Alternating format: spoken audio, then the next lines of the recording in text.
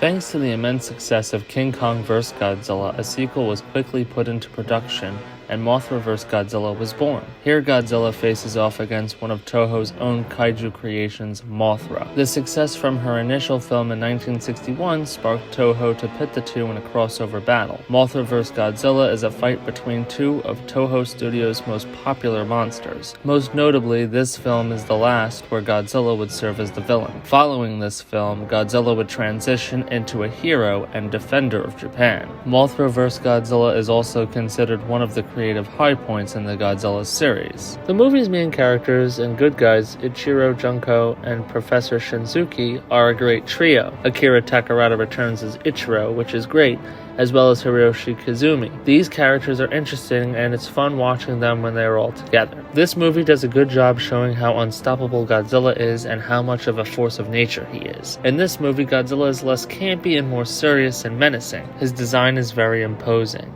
A destructive typhoon washes ashore a mysterious giant egg. Seeing an opportunity to make a profit off this egg, two greedy entrepreneurs, Jiro Torahata and Komayama, claim the egg as their own. Twin fairies belonging to Mothra appear and beg the men to return the egg. They explain that the egg belongs to Mothra, and that when the egg hatches, the larva inside will damage Japan as they look for food. The men refuse to return the egg and try and kidnap the fairies. The fairies try and persuade the main heroes, Ichiro, Junko, and Shinzuki.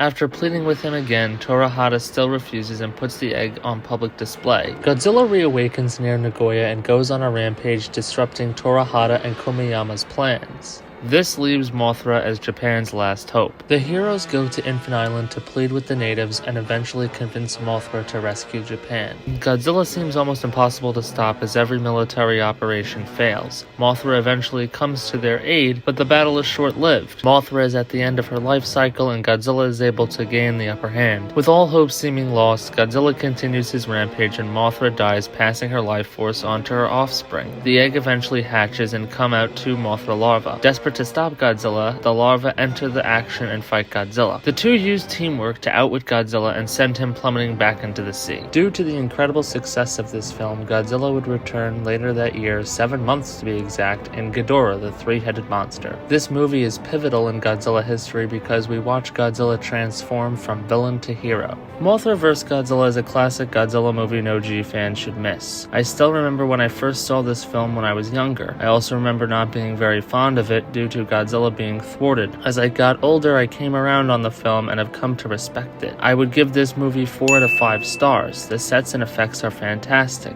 I mean, like, seriously, look.